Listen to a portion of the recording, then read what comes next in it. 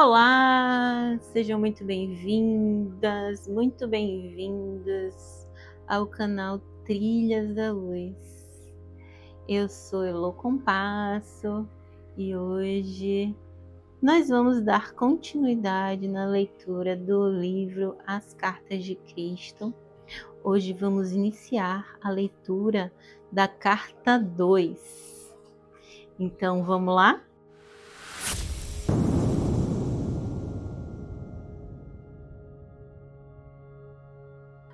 A carta 2 começa da seguinte forma, entre parênteses: essa carta, mais do que lida, deve ser ponderada. Eu sou o Cristo, tudo maiúsculo e sublinhado. Enquanto atuo desde as mais altas esferas da consciência criativa divina, tudo maiúsculo e sublinhado, minha influência envolve o seu mundo. Usando uma metáfora, estou tão distante em consciência, entre aspas, do seu mundo quanto o Sol está da Terra. Entretanto, se você me chamar com sinceridade, estarei tão perto quanto for necessário para ajudá-lo. Haverá muitos que não poderão receber essas cartas, tudo maiúsculo. Estes ainda não estão prontos para elas. Haverá aqueles que tentarão abafar a sua existência, uma vez que os ensinamentos que contém serão uma ameaça para o seu sustento ou religião. Eles não terão êxito. A oposição apenas reforçará essas cartas, tudo maiúsculo. Haverá aqueles que receberão essas cartas, tudo maiúsculo, com alegria, uma vez que suas almas sabem que mais além das religiões do mundo se encontra a verdade, tudo maiúsculo, a realidade, tudo maiúsculo, da existência.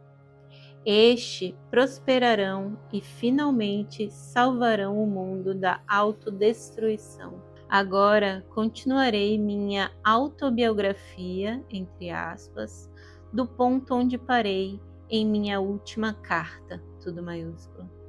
Meu propósito, ao dar a você alguns detalhes biográficos da minha entrada na vida pública como mestre e curador, é evidenciar as atitudes e comportamentos da minha juventude, assim como as circunstâncias em que alcancei o meu próprio estado de humanidade espiritualizada. É importante que você possa visualizar como era a Palestina na época em que estive na Terra e perceber claramente os conflitos internos que meus ensinamentos despertaram nas pessoas doutrinadas na crença judaica e nos ritos tradicionais.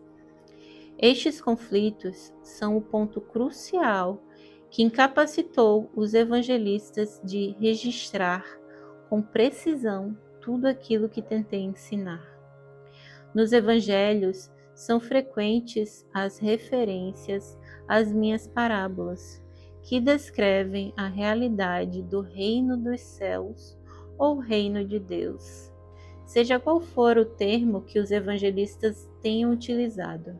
Porém, em nenhum lugar foi feita uma tentativa para aprofundar o sentido das palavras em si, para explorar as figuras de linguagem ou para chegar ao significado espiritual do reino de Deus ou do reino dos céus. À medida que eu falar sobre os verdadeiros sermões que dei às pessoas, à luz das minhas experiências no deserto e do seu próprio conhecimento dos fatos científicos, você será capaz de entender pelo menos um pouco daquilo que tentei ensinar naquele tempo. Uma vez que meu sucesso foi muito limitado, é imperativo que outra tentativa seja feita no começo desta nova era, deste milênio, pois é com base no meu elevado conhecimento espiritual, privilegiado e iluminado, que será fundada e se desenvolverá a próxima era. Foi e ainda é essencial que um mestre como eu, ou como outros que já existiram, muito sensíveis e totalmente comprometidos mental e emocionalmente com a busca da verdade da existência, venha à Terra cunhar palavras para descrever para a humanidade, aprisionada em palavras, aquilo que reside na dimensão criativa universal, tudo maiúsculo, em um estado não definido. Se não fosse por tais mestres inspirados, as pessoas na Terra permaneceriam na ignorância a respeito de tudo o que há além da Terra. Portanto, para ser contado e pessoalmente experimentado e absorvido, para promover a futura evolução espiritual.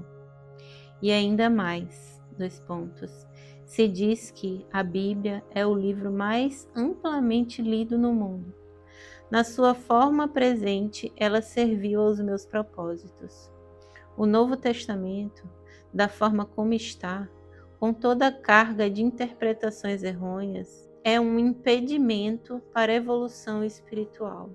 Agora é tempo de avançar para uma nova esfera de percepções e compreensão mística, uma vez que me é impossível descer novamente a um corpo humano para falar ao mundo. Além de ter outras dimensões nas quais ensino, treinei uma alma sensível para receber e transcrever. É o melhor que posso fazer para falar pessoalmente com você. Espero que você possa receber e aceitar isso. Tudo aquilo que for errôneo será apagado. Esteja certo disso. Os incidentes e as curas relatadas nas páginas que seguem não são importantes. Eles aconteceram, mas são contados apenas para que você possa entender o seu verdadeiro significado espiritual. À medida que for lendo, quero que você relacione as condições de 2000 anos atrás com a sua vida e o tempo presentes. Quero que você considere a pessoa de Jesus, entre aspas, como um ícone, entre aspas, do que finalmente pode vir a ser alcançado por todo ser humano que estiver pronto e disposto a converter-se num membro fundador do reino do céu, entre aspas, na terra. Ainda que as pessoas do seu mundo sejam o que você chama de sofisticadas e cheias de importância, com seus modernos conhecimentos e ensinamentos, entre aspas, versados nos costumes contemporâneos e nas novas formas de se relacionarem uns com os outros, as pessoas daquele tempo eram basicamente iguais a você. Elas eram controladas e motivadas inteiramente pelos seus impulsos gêmeos, tudo maiúsculo, de ligação, rejeição, desejos, repulsões, assim como você. Elas amavam, odiavam, criticavam, condenavam, caluniavam e intrigavam, tinham ambições de chegar ao topo da sociedade, desprezavam aqueles que fracassavam na vida, secretamente eram promíscuas e insultavam aqueles que, de alguma forma, eram diferentes delas. Para ajudar você a compreender e a entrar plenamente naquele tempo em que estive na Terra, minha consciência, entre aspas, desceu até o seu plano de existência terrena para experimentar mais uma vez a pessoa, entre aspas, de Jesus, entre aspas, as emoções e os acontecimentos nos quais estive envolvido. Quando saí do deserto e pus o pé na estrada em direção à minha aldeia de Nazaré, ainda estava exultante, exuberantemente feliz com o conhecimento tão gloriosamente revelado a mim no deserto. Fixei completamente meus pensamentos em tudo o que havia aprendido, e seus pensamentos se perdiam nas minhas antigas formas negativas de pensar. Rapidamente me voltava para o Pai, entre aspas, para receber inspiração e determinação para superá-los. Dessa forma, eu voltava constantemente à luz da consciência e do entendimento. Algumas pessoas me olhavam com desconfiança, vendo minha alegria e também minha aparência suja e descuidada. Será que eu estava bêbado? Perguntavam-se. Outros me olhavam com aversão. Ao invés de agir com raiva, como eu fazia no passado, eu lembrava que havia sido abençoado com visões e conhecimento que eles não podiam nem imaginar. Abençoei-os, rezei para que sua visão interior se abrisse de maneira semelhante e continuei em paz o caminho até minha casa. Entretanto, alguns aldeões olharam com compaixão para o meu lamentável aspecto e correram para suas casas para buscar-me pão e mesmo vinho, para ajudar-me a continuar o caminho. Havia sempre alguém que me oferecia abrigo para a noite. O Pai Vida, entre aspas, de fato supriu todas as minhas necessidades e me deu toda a proteção necessária. Durante todo esse tempo, eu não disse nenhuma palavra a respeito das minhas semanas no deserto. Sentia que ainda não era o momento. Por fim, cheguei à minha aldeia, Nazaré, e o povo caçoou abertamente de mim, apontando meu aspecto imundo e minha roupa rasgada. Vagabundo, preguiçoso, sujo, entre aspas, foram algumas das palavras mais amáveis que me lançaram. Cheguei à porta de minha mãe com um sentimento de pavor, pois eu sabia que ela ficaria mais chocada do que seus vizinhos ao me ver diante dela. Magro, mostrando os ossos sob a pele, os olhos fundos, as bochechas vazias, a face queimada, os lábios rachados do sol, a barba longa e embaraçada. E a roupa? Ficaria furiosa ao ver minha roupa. Sua cor original totalmente irreconhecível pelo pó do deserto e o tecido desfeito e rasgado. Subi os degraus e preparei-me para aguentar a fúria de minha mãe. Quando chamei, minha irmã veio à porta. Olhou-me boquiaberta, assustada e com os olhos arregalados, e bateu-me a porta na cara. Ouvia correr para os fundos da casa gritando: "Mãe, venha depressa! Há um homem velho e sujo na porta." Escutei minha mãe resmungando, irritada para si mesma, enquanto corria para a porta. Abriu-a de repente e ficou paralisada pelo choque. Eu sorri por um momento. Ela olhou-me de cima a baixo, cada vez mais horrorizada, ao dar-se conta de que esse homem de terrível aspecto era de fato seu filho rebelde, Jesus. Estendi minha mão para ela, dizendo: "Sei que causo pena a você, mas pode ajudar-me?" Imediatamente sua expressão mudou e, levando-me para dentro, trancou a porta. "Depressa!" disse para minha irmã assustada. "Deixa de escândalo e põe água para ferver. Seu irmão está morto de fome. Não importa em que confusão se meteu, ele é da família. Temos que cuidar dele." Suavemente me ajudou a tirar a roupa, inclinou-me sobre um grande recipiente de água e esfregou-me até ficar limpo. Lavou-me, cortou meu cabelo e barba e cuidadosamente cobriu as feridas do meu corpo e lábios com uma pomada cicatrizante. Nenhum de nós quebrou o silêncio. Saboreei o amor que ela me demonstrou e tentei demonstrar minha gratidão com uma atitude mais doce e sensível. Depois de vestir-me uma túnica limpa, ela serviu-me uma refeição frugal de pão, leite e mel. Relutante, deu-me vinho para recuperar as forças. Embora estivesse claro que ela pensava que era o vinho a grande causa da minha terrível situação. Então conduziu-me até a cama e cobriu-me. Dormi por várias horas e acordei revigorado pela luminosa manhã de sol que se via pela janela. Eu agora estava ansioso para falar com minha mãe e dizer-lhe que eu era de fato um Messias, mas não daquele tipo que imaginava o povo judeu. Eu podia salvar as pessoas das más consequências dos seus pecados, entre aspas. Podia ajudá-las a encontrar saúde, abundância, a satisfação das suas necessidades, porque agora podia ensiná-las exatamente como havia sido criado o mundo. Assim que comecei a falar, ela começou a ficar encantada e animada.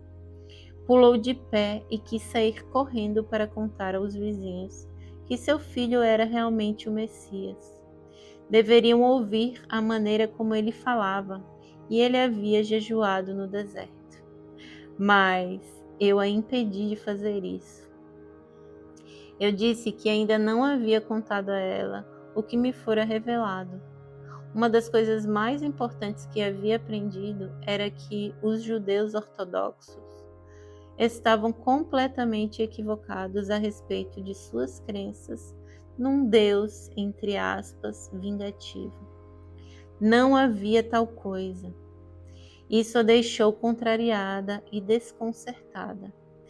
Então exclamou: Como então Jeová vai governar o mundo e nos tornar bons e nos fazer escutar seus profetas se não nos castigar? Agora você ficou tão importante que pode ensinar aos sumos sacerdotes o seu próprio trabalho, que foi transmitido a eles desde o tempo de Moisés?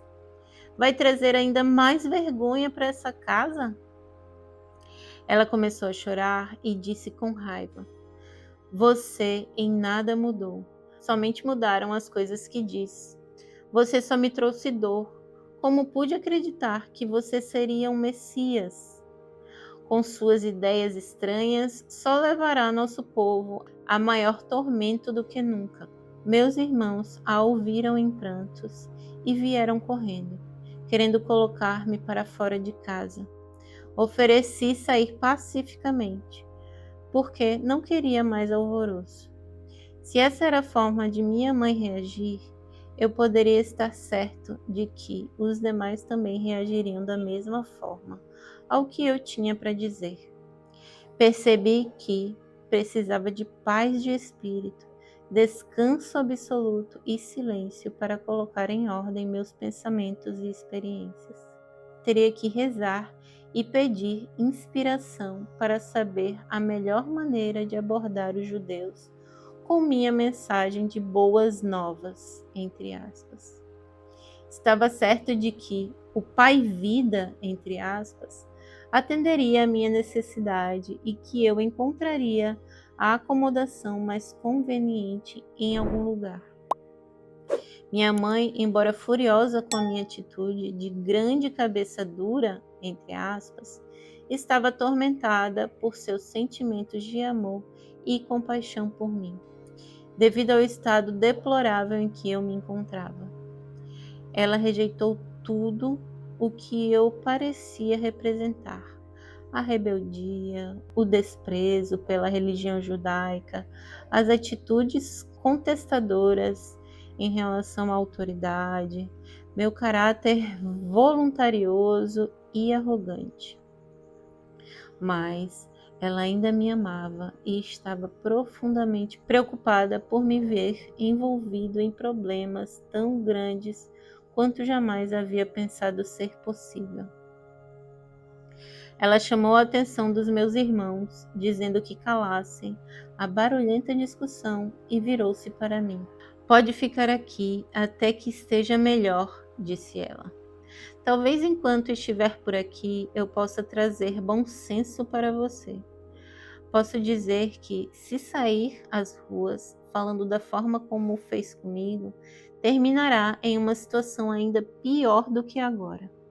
Pessoas boas vão cuspir e jogar seu lixo podre sobre você. Você é uma desgraça para essa família.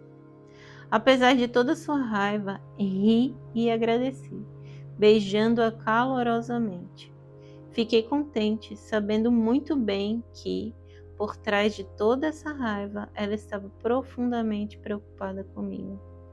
Alimentou-me bem e confeccionou-me boas roupas novas. Agradeci por tudo o que ela fez para melhorar minha aparência, porque sabia que para mover-me livremente entre os ricos e pobres, deveria estar com roupas decentes e adequadas.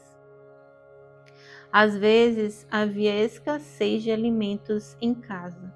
Recorrendo ao poder do Pai, entre aspas, eu a reabastecia sem dizer nada. Ela também não disse nada. Eu sabia que ela se perguntava, com tristeza, se além de todos os meus péssimos hábitos, eu agora também era ladrão.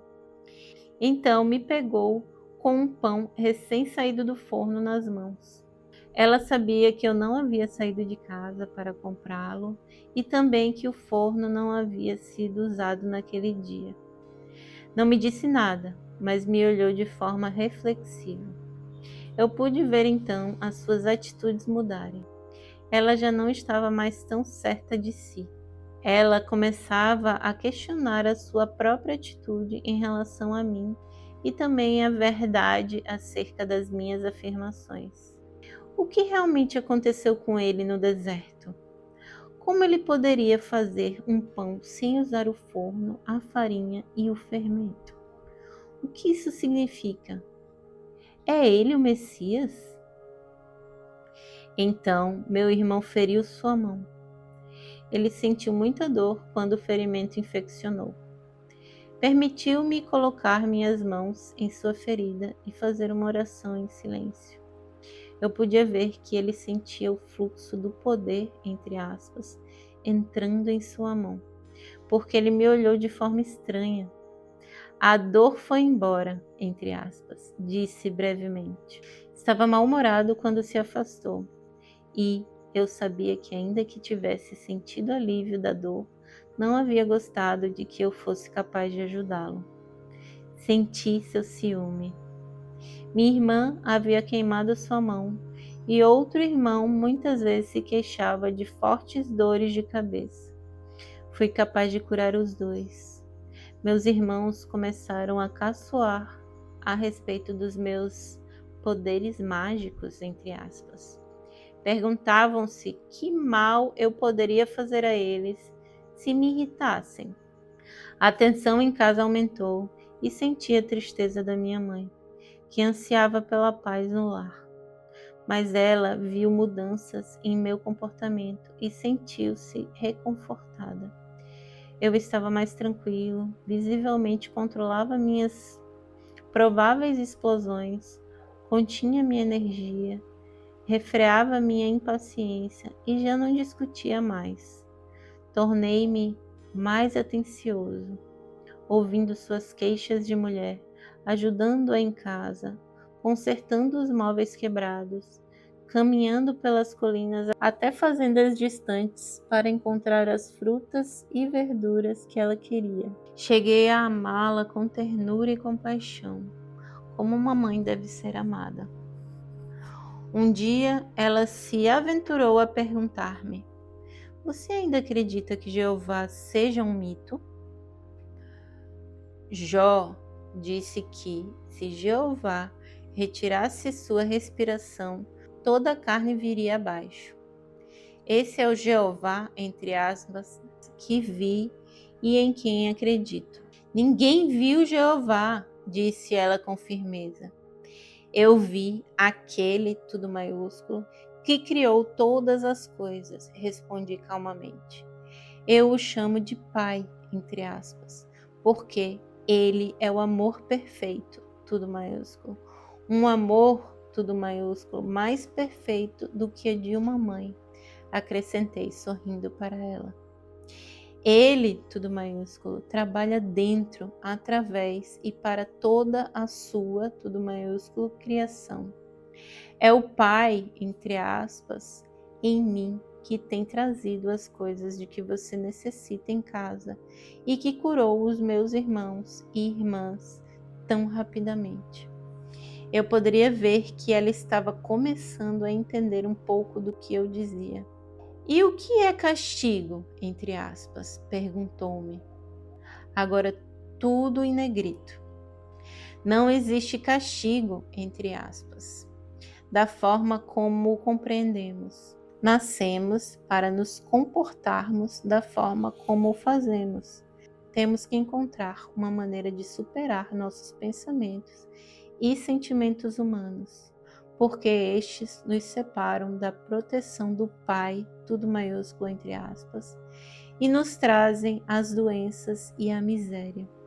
Quando tivermos aprendido a superar o eu, entre aspas, então entraremos no reino dos céus. Minha mãe afastou-se silenciosamente, claramente ponderando sobre o que eu dizia, mas não mais com raiva. Eu sabia que ela estava meditando sobre minhas afirmações e percebi que eu estava colocando de cabeça para baixo o seu seguro e bem conhecido mundo. Ela se sentia perdida e insegura, sem a sua crença num Jeová ameaçador e terrivelmente vingativo, se a humanidade fosse indisciplinada. Perguntava-se no que o mundo iria se tornar se dependesse inteiramente dos homens controlarem as suas maldades e a dos outros. Mesmo os reis e governantes eram malvados em suas ações. Se sem Jeová para reinar e castigar os pecadores, onde iríamos parar? Enquanto restabelecia minhas forças, estudei as Escrituras cuidadosamente, para que pudesse encontrar-me com os fariseus e escribas de forma confiante. Também era absolutamente necessário que eu soubesse o que havia sido escrito a respeito do Messias, porque estava convencido de que eu era aquele, entre aspas, sobre quem os profetas haviam falado. Eu poderia verdadeiramente resgatar, salvar as pessoas da doença, miséria e pobreza, restaurar-lhes a saúde e a prosperidade, ensinando a verdade a respeito do reino dos céus e a realidade do Pai, entre aspas. E eu vou parando por aqui para a gente ir assimilando e meditando sobre o começo dessa carta 2. Então eu desejo boas reflexões para todo mundo. E se você está gostando da leitura das cartas de Cristo, já curte esse vídeo, já compartilha com alguém que se interesse por esse assunto. E se você quiser adquirir o livro físico, o link ele vai estar aqui na descrição, tá bom? Aguardo vocês para continuarmos a leitura da carta 2. Um beijo, eu sou um outro você.